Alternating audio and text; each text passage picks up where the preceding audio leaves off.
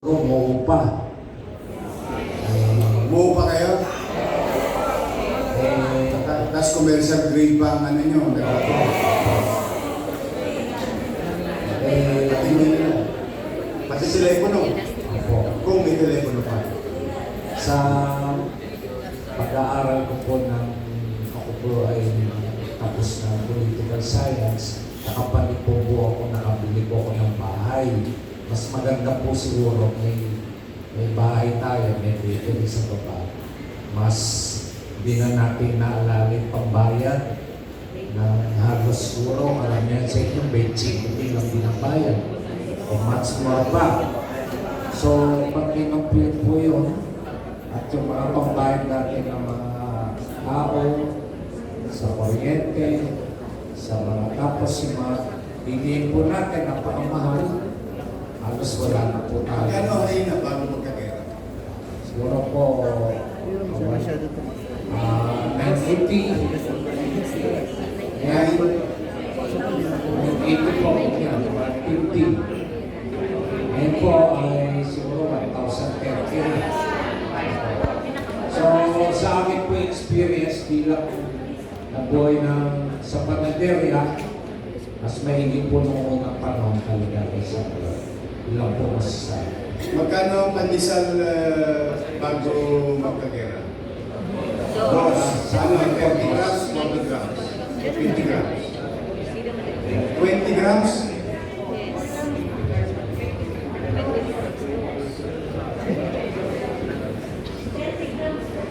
Ha? 30 grams? Malaki-laki na yan. Kung 30 grams, magkano? 2 pesos? Dos. Tres. Dos, tres. 30 grams lang yun.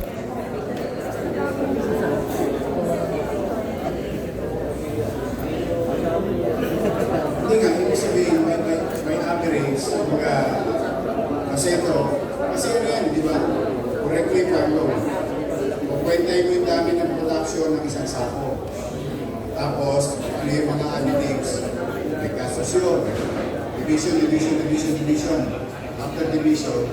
Yun ang cost per tinapay.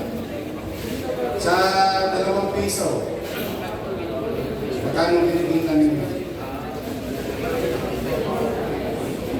Hindi nga, 50%, 30%, ano 50%?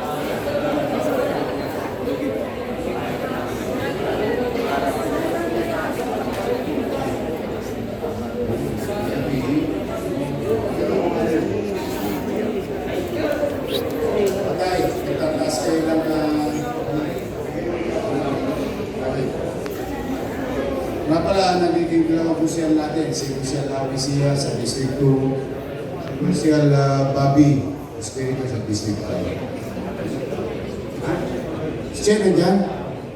Ay, kayo, si Kusyal Che, Borromeo. Saka yung aming direktor sa Liga, sa Permay Bureau. Konsaya. Laris Borromeo. Okay, tayo, pakilala lang.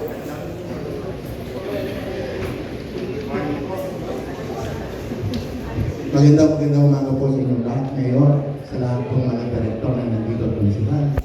Si Don Chavez po, dati po akong tagapagsalita ng Philippine Federation of Bakers Association Incorporated na ngayon na board na.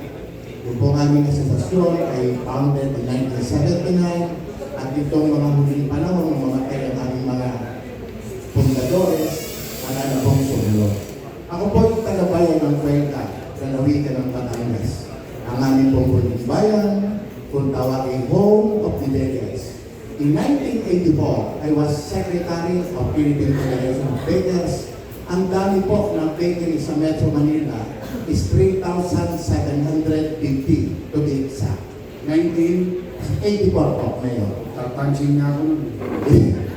Yung ang taga-Cuenca po rito, ako po yung presidente ng mga taga-Cuenca. Kilala po ako ng mga katang-medyo rito, 1,200. Sa mga Cuenca po kami sa Calacam, Maynila.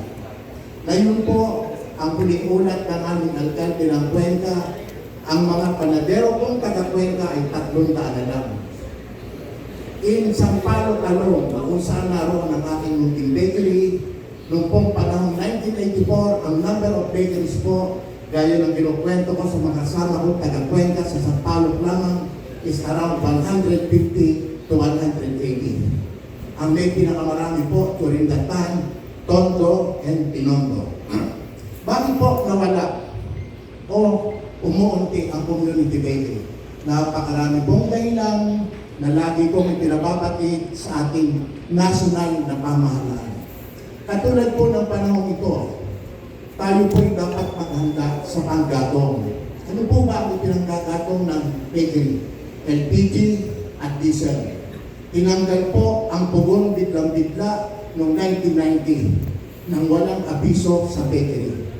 Nasaktan po kami noon. Ngayon, Tinanggal ng pugon. tinanggal ang pugong gumakatong po ng pakawan. Bawal daw. Eh bakit yung mga mayayaman na bakery nagbebenta ng pugon pandesal? Ang ginakatong po nila dyan ay diesel fuel. Ang partner. Ha? Eh bakit pugon? Pag sinabing pugon, kahoy. Pugon din po, pero para po sa inyong kalaman, meron pong diesel partner yan. Pero dinidisplay ang mga kahoy para po magandang tingnan. Pero kaya na, turuan. Okay. Yes, sir. Ganun pala. Front lang pala yun. Hindi ko namin gagalaw yung power. Ako nagawa ko. Kasi mali ako. Camera mo yun. Pag sinabing pugon pandesal, the way we know it is, may lutuan, usually tisa yun. Madalas Oven tisa. po, drinks oven. Tisa, minsan. Sa kanto, semento na lang. Lalo na. Kahoy sa ilalim nyo. Yun ang pugon na alam ko. Noong 1990s po, kabalik, pinapayagan po ang pugon. Pero nagkaroon po ng batas ang DNR, bawal igatong ang kahoy dahil biglang-bigla silang nagbago na bawal daw po ang kahoy. Ngayon, ang problema namin, kung magkaroon ng shortage sa LPG diesel fuel, ano po ang aming igagatong? Ako po'y hihingi sa inyo ng tulong para sa amin sa industriya na kami po ay bigyan ninyo ng pansin na kung sakaling maka-shortage ng LPG gaya ng 2002, 2003, nagka-shortage po ng LPG dyan, lumapit po ako sa DOE at sa DTI, o po din sa Federation of Bakers pa. Kami po'y natulungan ng pamahalaan niya. Pero ang akin po hihilihin sa inyo, sa Maynila naman po, may mga gasolinahan, may mga LPG dealer. Sana po ngayong umagang ito, magkaroon kami ng assurance na kung magka-shortage pa, tumawag pa ang suliranin dito at nawala ng LPG. Ito pong nandito mga bakery owners ay magkaroon ng siguruhan na kami magkakaroon ng alokasyon ng LPG diesel sa ginagamit namin para kami patuloy na makapagawa ng tinapay sa pangaraw-araw. Doon po naman sa Sinabi sinabi na, bago ko matambakan yung request mo. pasensya na kayo na yun. Para lang kwentes claras. Kasi ayoko masayangin ang araw nyo, oras nyo. Yung nire-request yung reservation ng LPG at diesel, tinitiyak ko po sa inyo 100% wala po akong magagawa. Di ba masarap yun? Ang nagsasabi ng tapat, nagsasama na. Kasi ano po yan? EOE. To come up with a solution. Opo. And we have to be Ang honest. tawag din po kasi ang bayaran sa mayor's home. Ay, hindi.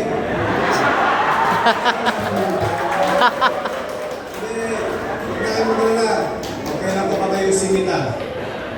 Kailan ko kayo in-LOA? Hindi, ayan, natatal, binuksan mo yan. Kailan ko kayo in-LOA? Magsabi kayo kayo, hindi ka muna, I'll go there. Baka lang kasi nakakaligtaan yung pribilehiyong binibigay ko. Baka lang. Kailan ko kayo in-LOA? Exactly. Why? Because I trust you. Salamat po. Kung ano yung piniliklaran ninyo, I would assume Yun yung tama. Ang tawag doon, mutual respect. Wala kayo sa pamahalaan, kung katulad ko sa kilalagay, sa kwanti na kanila, hindi naman tayo wala natin. Unless, may isa, dalawa, 10, may dalawa, o 1,000 negosyante, niloloko ang pamahalaan. That's a smart. Usually, yan yung ine-enjoy ng pagka nakaka. Ibig sabihin, the ease of doing business. Yan naman. Gusto ko lang tama yun. Kasi importante yun. Mr. Chavez, kapag ganyan ka ng pamahalaan mo, yung magsiyasat ng kwenta, ng benta. Kung kinakailangan po, Hindi, normal. Sa normal. ay hindi naman po ito ginagawa. Hindi ginagawa. Opo. So pwede kong gawin anytime. Pwede po gawin kung kinakailangan. Yan. Sabi na, ang Department of Trade and Industry po, kami po, ako yan, paniwanan ko lang po tayo. At para sa kalaman ng mga nandito lalo na po kayo. Tradisyon po ng panadero, noon pa man, ito po yung pinana ko, yung pinamanda sa akin ng mga matatanda. Na kung tumakas o nagkaroon ng krisis ng bansa, ay huwag na huwag agad kayo magtataas ng tinapay dahil ito po'y makakagulo sa consumer, sa pamahalaan at sa mamimili. Pero hindi naman kayo pwede manahimik ng habang buhay. Opo, Kasi hindi naman kayo pwede magnegosyo ng paluginan ng paluginan. Tama naman po kayo ngayon. Kaya kayo nandito ngayon. Kaya po kami natutuwa at ako pong pinukwenta. Natagal na po ako din napukwenta, 69 na ako. Napipilitan mo rin akong mag-posting dahil sa inyo. Marami ko pa pero... Alam nyo ngayon, sa haba-haba ng panahon, ako yung naging Panadero. sa panadero. Ako 44 years speaker. At ako po yung 30 taon ng tagapagsalita ng mga panadero. Ngayon lang ako nakatikim na mayroong isang alkalde ng Maynila. Sa interview ko kahapon sa DCXM, sabi ko po, tinanong ako kung ano daw tulong ay bibigay sa community bakery. Nakalimitan na yung mga kababayan ko. Sabi ko, yan na naman po kami mamalimos ng ayuda. Kami naman po yung negosyante. Ay, hindi ko kayo gagawin imam. Ngayon naman po, ngayon, Sa ginawa nyo kami ng isang pamamaraan para buhatin ang aming upuan at kami makahinga ng konti at malaman ng pamahalaan, lalo-lalo na po ang national government. Ano ba katatayuan ng community bakery ng bansa? Kayo po ang unang-unang alkalde na gumawa nito. Salamat po.